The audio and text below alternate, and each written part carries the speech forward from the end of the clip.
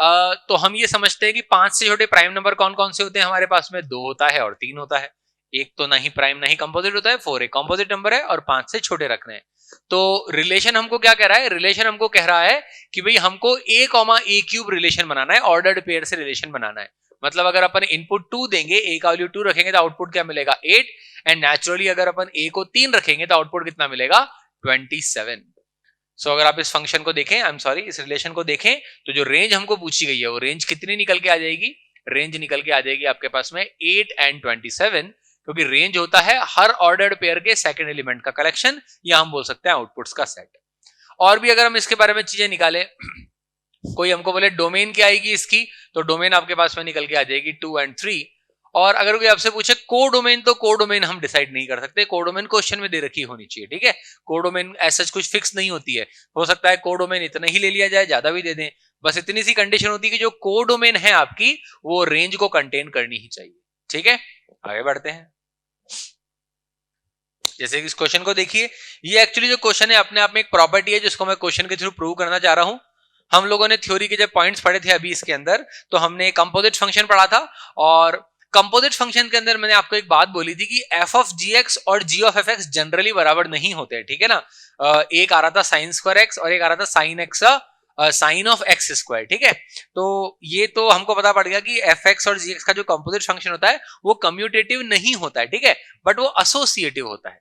Associative का मतलब क्या होता है कि अगर आपको 3 फंक्शन गिवन है एफ एक्स, जी एक्स और एच एक्स, तो आप पहले जी ऑफ एच बना दो और उस पे एफ लगाओ, या पहले एफ ऑफ जी बना के उस पे आप मतलब उसके अंदर एच इनपुट कर दो, आपका फाइनल फंक्शन सेम आएगा, ठीक है।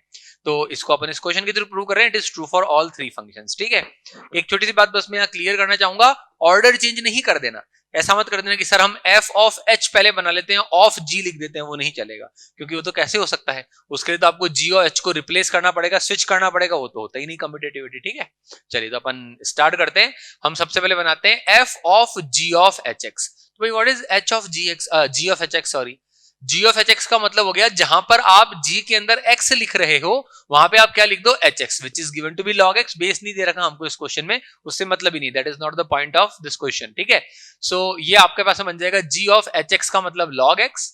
और अब आप समझ ही रहे हैं बात को कि लॉग एक्स जो जी के अंदर डालना है, तो जी क्या करता है साइन लगा देता है उस क्वेश्चन पे, उस इनपुट पे, तो ये आ जाएगा आपके पास में sine of log x. And अगर अपन फाइनल इस पे एफ फंक्शन लगाएंगे इस इनपुट पे साइन ऑफ लॉग एक्स पे, तो एफ का काम होता है उस नंबर का स्क्वायर कर देना, तो आपका आंसर निकल के आ जाएगा साइन ऑफ लॉग एक्स का होल स्क्वायर, या आप इसको बोल सकते हो sine square of log x. तो ये आपका फंक्शन बनके तैयार हो गया sine square of log x, ठीक है। That is one way of approaching it. मतलब पहले अपन जी ऑफ एच बना लिए, अब अपन उल्टा करते हैं, अब अपन पहले एफ ऑफ जी बनाते हैं और उसके अंदर एच रख देंगे, ठीक है। This is what we are trying to do. इस बार हम क्या कर रहे हैं, तो पहला तरीका था अपना कैलकुलेशन का, इस बार अपन एफ ऑफ जी एक्स निकालेंगे और उसके अंदर एच एक्स डाल देंगे। आप समझ रहे हैं, ये तो प्रॉपर्टी प्रूव करने आ सकती है, prove that for these 3 functions prove that the composition operation is associative, ठीक है। तो इस तरीके से वो आपसे एक्सपेक्ट कर रहे हैं सॉल्व करना। तो एफ ऑफ जी एक्स की अगर हम बात करें तो क्या निकल के आएगा, एफ ऑफ जी एक्स का मतलब कितना है साइन एक्स, ठीक है भैया। एफ ऑफ साइन एक्स का मतलब आप समझ ही रहे हैं बात को, आपको स्क्वायर कर देना है, साइन एक्स का स्क्वायर मतलब साइन स्क्वायर एक्स। और अब अपन अगर इसके अंदर एफ ऑफ जी में एच डालेंगे, देखिए पहले एफ ऑफ जी बना लिया उसमें एच डाल दिया, तो एफ ऑफ जी के अंदर अगर एच डालेंगे तो आपका आंसर कितना निकल के आएगा, देखिए करता क्या है एक्चुअली, एच एक्स फंक्शन क्या है, एच एक्स फंक्शन है लॉग एक्स, तो ये कंपोजिशन क्या कर रहा है, जहां पे एक्स लिखा हुआ है वहां पे अपन एच एक्स डाल रहे हैं, मतलब जहां पे साइन स्क्वायर एक्स लिखा हुआ वहां पे साइन स्क्वायर लॉग एक्स बन जाएगा। तो आप देख सकते हैं यहां पर भी साइन स्क्वायर लॉग एक्स बन गया, वहां पर भी साइन स्क्वायर लॉग एक्स बन गया, डेफिनेटली हम देख सकते हैं ये सेम ही फंक्शंस हैं। तो एफ एक्स जी एक्स और h x are associative when it comes to composition of functions, ठीक है। ठीक है भाई आगे बढ़ते हैं, let us take more problems. ये अच्छा सवाल है, थोड़ा सा देख के अलग सा लगता है, अनयूजुअल सा दिखता है, तो डेफिनेटली इसको इस तरह के क्वेश्चन को भी आपको करते आना चाहिए, you should be familiar with this.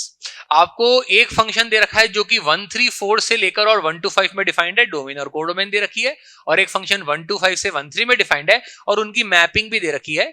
अगर अपन एफ की बात करें तो एफ फंक्शन 1 को 2 से रिलेट करता है, 3 को 5 से रिलेट करता है, 4 को 1 से रिलेट करता है। और अगर अपन जी फंक्शन का एरो डायग्राम बनाएं तो 1 को 3 से, 2 को 3 से, मतलब 1 और 2 दोनों ही 3 से लिंक हो रहे हैं, और जो 5 है उसको 1 से रिलेट करता है। तो आप देख ही सकते हैं यहाँ पर 3 1 है, दे ही रखा है कोडोमेन, ये जी का हिसाब किताब है, ये एफ का हिसाब किताब है। अब आपको बोल रहे हैं जी ऑफ एफ एक्स डिफाइन कीजिए, ठीक है। तो आपको सबसे पहले तो ये समझना चाहिए कि जी ऑफ एफ एक्स अगर हमको डिफाइन करने को कोई बोल रहा है तो उसकी क्या डोमेन रहेगी, अकॉर्डिंगली रेंज तो आई जाएगी हमारे पास में। तो इसको अपन समझते हैं। देखिए जी ऑफ एफ एक्स में आप इस बात को सोचिए कि आप एक्स की क्या क्या वैल्यू रख सकते हैं। आप एक्स की क्या क्या वैल्यू रख सकते हैं, ये कैसे डिसाइड करेंगे आप, ये आप एफ के अकॉर्डिंग डिसाइड करेंगे। क्योंकि मान लो कल को जैसे अपन यहां पर देखें जी के अंदर 1 to 5 चलता है, ठीक है, 1 2 और 5। तो 5 अगर कोई बोलेगा सर जी के अंदर 5 चलता है यहां पर रख दो, तो पॉसिबल ही नहीं है। क्योंकि अगर मैंने यहां पर x को 5 रखा तो f5 तो अवेलेबल ही नहीं है ना। देखो f तो 5 पे आउटपुट देता ही नहीं है, उसकी डोमेन में ही नहीं है। तो सबसे पहले हम ध्यान रखेंगे कि यार यहां पर क्या क्या रखा जा सकता है जो कि f से डिसाइड होगा। तो हम बोलेंगे तीन चीजें, 1 3 या 4। और फिर हमको एक और बात का ध्यान रखना होता है, कल को ऐसा ना हो कि x की कोई वैल्यू रखने पे fx का ऐसा आउटपुट आ जाए जो g के इनपुट में नहीं चलता। तो इन दोनों बातों का हमको ध्यान रखना पड़ेगा, which is not a big deal. यहाँ तो तीन ही एलिमेंट है, दैट्स व्हाई हम सिंपली वैल्यूज पुट कर करके देख लेंगे and we would get our answer. तो अपन देखते हैं सबसे पहले क्या आएगा। सबसे पहले मैं f के अंदर 1 रखता हूं, मतलब g ऑफ f1 निकालने की कोशिश करता हूं। g ऑफ f1 आएगा g ऑफ f1 का आंसर कितना है 2, तो ये हो जाएगा g ऑफ 2, और हम जानते हैं g ऑफ 2 का आंसर कितना है 3। तो हम आंसर बोलेंगे g ऑफ f, इसको मैं कुछ नाम दे देता हूं h। तो h1 जो कि फंक्शन हमको बनाना है g ऑफ fx, उसको hx बोल दिया तो वो 1 पे आउटपुट देता है 3। चलो ठीक है भैया। उसी तरीके से आप 3 रख दीजिए, f के अंदर 3 रख सकते हैं हम अगला।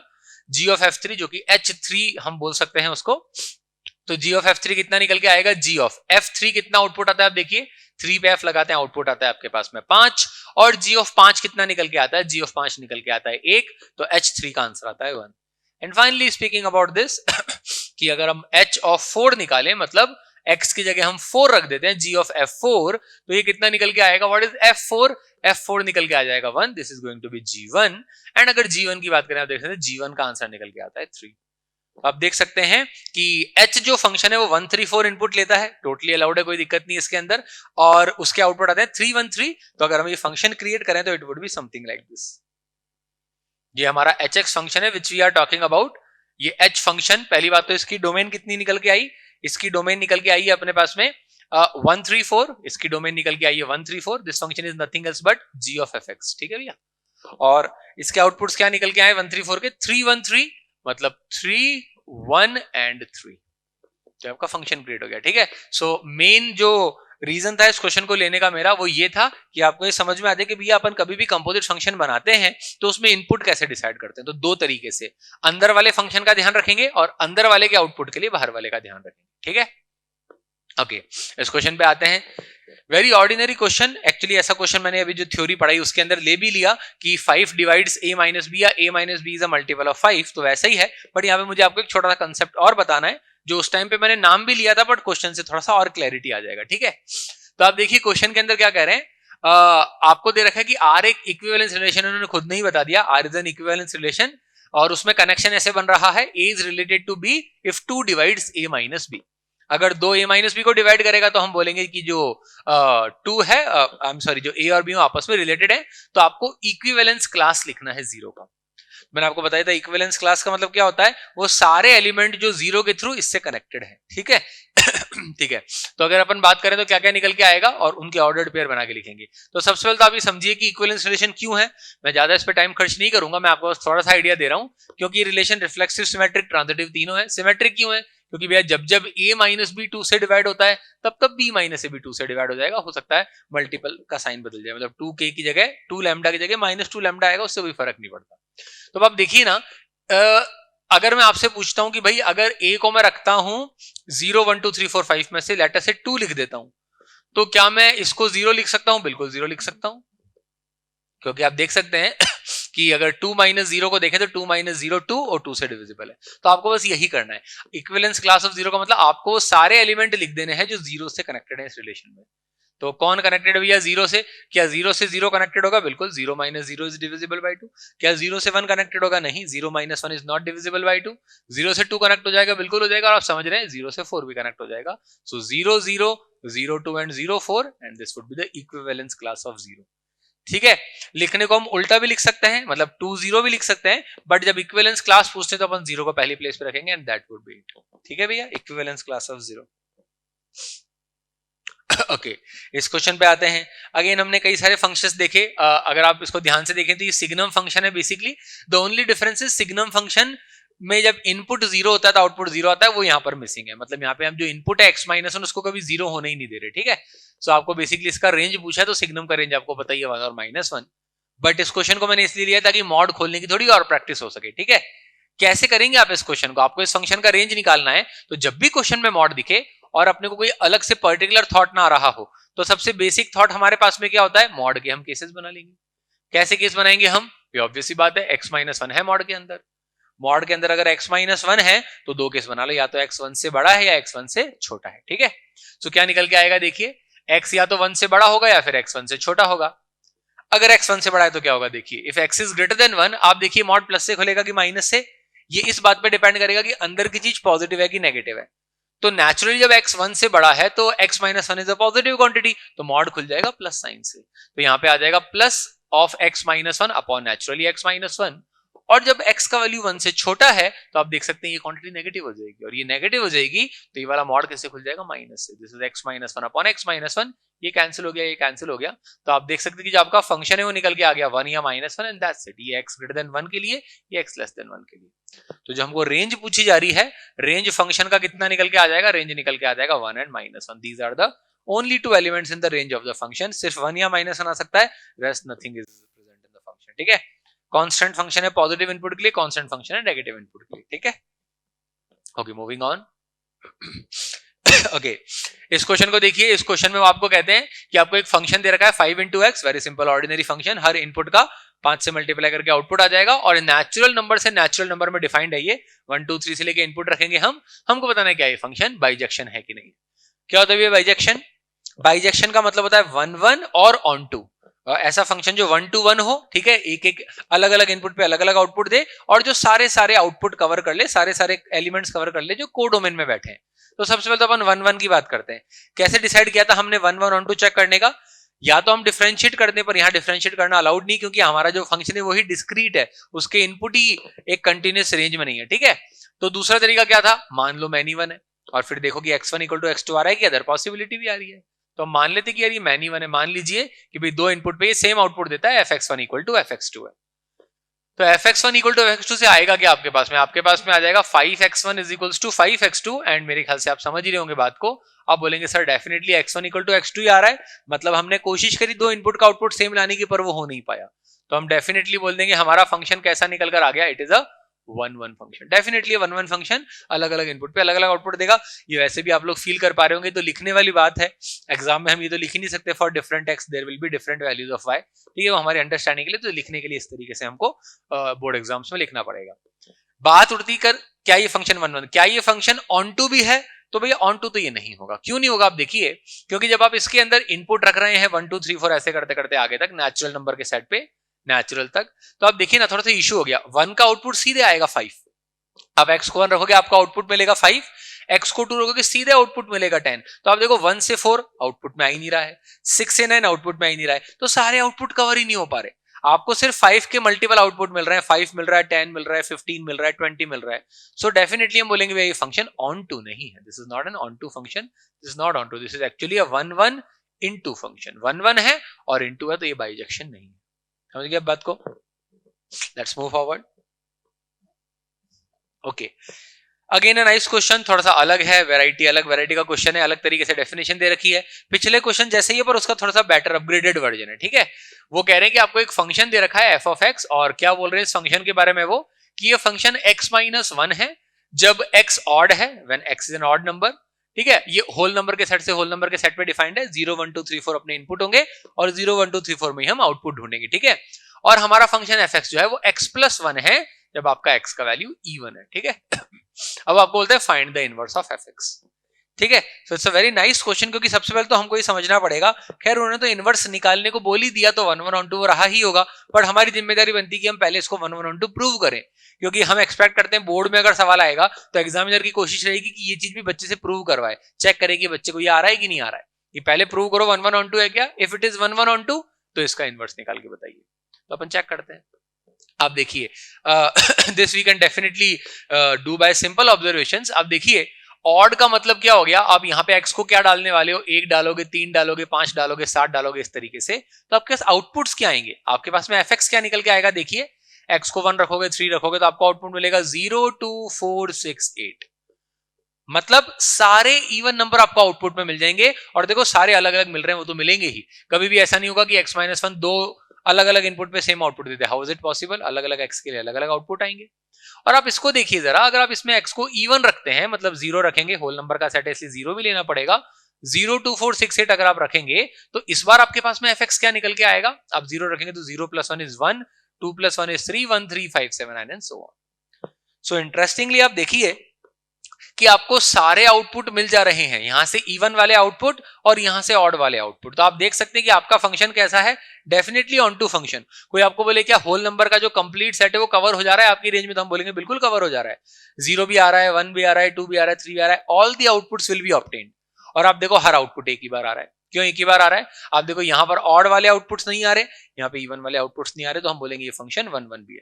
डेफिनेटली 1 1 ऑन टू फंक्शन 1 1 भी ऑन टू भी डेफिनेटली बाइजेक्शन है, तो इसका इनवर्स तो एग्जिस्ट करेगा। ठीक है, अब बस हमारा चैलेंज इनवर्स निकालने का रह गया। तो ये तो पहली कड़ी हुई क्वेश्चन की, और आप देख सकते हैं थोड़ा सा अलग भी है क्वेश्चन बाकी क्वेश्चन के जो हमने इनवर्स के लिए, क्योंकि यहाँ पे फंक्शन की खुद की 2 ब्रांचेस हैं, तो इनवर्स की भी 2 ब्रांचेस आएंगी। तो कैसे करेंगे देखिए जरा इसको। अपन इनवर्स का काम शुरू करते हैं, तो इसको मैं एक बार के लिए y बोल देता हूं, y इक्वल्स टू fx। आप लोग जानते हैं कि इनवर्स निकालने के लिए क्या करना होता है, x और y को इंटरचेंज कर देंगे उनकी पोजीशन, बट उसके लिए मैं एक चीज पहले लिखना चाहूंगा। आप देखिए जब x ऑड है तो क्या मैं बोल सकता हूं कि यहाँ पे y इवन होगा, अगर x ऑड है, अगर x एक ऑड नंबर है तो x-1 एक इवन नंबर आएगा। तो ये मैंने मेंशन कर दिया कि इस ब्रांच के लिए इनपुट ऑड है, आउटपुट इवन है, और इस ब्रांच के लिए उल्टा है, y अगर इवन है तो even + 1 is going to be odd, तो y ऑड आएगा। अब हम करते हैं x और y को इंटरचेंज, जस्ट मैंने इंटरचेंज कर दिया x और y को, just interchanging x and y, तो मुझे इस बार क्या मिलेगा, देखिए यहाँ पे आ जाएगा y-1, यहाँ पे आ जाएगा y+1, और ये मिलेगा। अब देखो मैं आगे y की क्या लिखूंगा, देखो ना दिस इज इंटरेस्टिंग। अब मुझे यहाँ पे y के लिए क्या लिखना चाहिए, xy-1 कब होता है, आई एम सॉरी xy+1 कब होता है, y is equals to x-1, तो x का वैल्यू y+1 कब आएगा और y-1 कब आएगा, ये जब आ रहा है जब x ऑड है, मतलब y इवन है। तो मैं यहाँ पे लिखूंगा जब y कैसा है, इवन। आप समझ गए बात को। और y is equals to x+1 से x का वैल्यू निकालूंगा तो आएगा y-1, और आगे लिखूंगा ये कब होता है, जब x इवन है या मतलब y है ऑड। क्योंकि आपको ये समझना जरूरी है कि अब जब आप x को y के फॉर्म में लिख रहे हो तो आगे की कंडीशन y के फॉर्म में लिखेंगे, इसलिए हमको ये पता करना जरूरी था कि भाई जब x ऑड है तो उस टाइम पे y कैसा है। आगे आपका इनवर्स आप जानते हैं, एंड में क्या कर देना है, x और y को इंटरचेंज कर देना। मतलब all you need to do is, ये तो हमने x और y को स्विच कर दिया, मतलब x की जगह y की जगह x लिख दिया, पर जब हम फंक्शन देते हैं वो फंक्शन तो हम हमेशा y in terms of x लिखते हैं। तो जैसे अगर आपको कोई बोलता है x is equals to sine y, तो ये हम पसंद नहीं करते, हम कन्वेंशनली क्या पसंद करते हैं, y is equals to sine inverse x। तो बस फाइनल स्टेप में वही कर रहा हूं, इनवर्स हमारा आ चुका है। ये जो हमारा y है ना, ये हमारा y ही इनवर्स है बेसिकली। ठीक है, तो फाइनल इनवर्स क्या निकल के आएगा, अब मैं यहां से y निकाल देता हूं, यहां से y निकाल देता हूं, तो y का वैल्यू कितना निकल के आ जाएगा, देखिए x-1, और ये कब होगा, जब x ऑड है। क्यों x ऑड है, क्योंकि अगर y इवन है तो x ऑड है, और यहां से y निकालूंगा तो कितना आ जाएगा x+1, और y अगर x+1 है, देखो y ऑड था यहां पर, तो x जो है y-1 x इवन आ जाएगा। सो ये आपका फाइनल इनवर्स आ गया। क्या करा है मैंने x और y को स्विच कर दिया, उससे इनवर्स आ गया, और फिर y को x के फॉर्म में लिख दिया। ठीक है, आपने एक इंटरेस्टिंग बात नोट कर ली होगी कि ये एक्चुअली ओरिजिनल फंक्शन ही निकल कर आ गया, x-1 when x is odd and x+1 when x is even। तो एक्चुअली जो फंक्शन है सेल्फ इनवर्स है, this is inverse of itself. ठीक है भैया, okay, moving on to next question. ये क्वेश्चन देखिए, अगेन कंपोजिट फंक्शन का थोड़ा एक अलग वैरायटी का क्वेश्चन। अभी तक जो अपन ने क्वेश्चन बनाए हैं उसके अंदर एक ही ब्रांच थी, तो उसका f of gx और g of fx या f of fx बनाना थोड़ा सिंपल था। यहाँ पे जो अपने fx और gx हैं उनकी खुद की दो ब्रांचेस हैं, तो उसका कैसे कंपोजिशन बनाएंगे अपन देख लेते हैं। देखिए जरा आपको एक फंक्शन दे रखा है mod x plus x, r से r डिफाइंड है, रियल नंबर से रियल नंबर। एक फंक्शन है mod x minus x, आपको बताना है कि भाई what is f of gx। f of gx बनाए थे, then accordingly g of fx तो इजीली बन ही जाएगा। ठीक है, so what is f of gx, तो पहले fx निकालते हैं अपन यार। आप जानते हैं जब भी मॉड होता है क्वेश्चन में हम दो केस बना लेंगे, x को या तो ग्रेटर देन इक्वल टू 0 ले लेंगे या फिर लेस देन इक्वल टू 0 ले लेंगे। अगर x greater than equal to 0 है तो यहाँ पे 2x आ जाएगा, क्योंकि मॉड प्लस से खुलेगा तो x plus x is going to be 2x, और अगर x नेगेटिव है तो मॉड x माइनस से खुलेगा, ये क्वांटिटी यहां पे आ जाएगी 0। Similarly talking about gx कैसा निकल के आएगा, अगेन दो cases, x greater than equal to 0 and x less than equal to 0। And I think आप देख पा रहे हैं अगर x ग्रेटर देन 0 है तो मॉड प्लस से खुलेगा, इस बार ये 0 बन जाएगा, और अगर x नेगेटिव है तो ये माइनस से खुलेगा, और माइनस x कितना निकल के आ जाएगा, -2x। तो बेसिकली आपके फंक्शन जो बड़े सिंपल दो ब्रांचेस आ गई, 2x एंड 0, 0 एंड -2x। ठीक है, अब अपन स्टार्ट करते हैं अपना फंक्शन बनाना।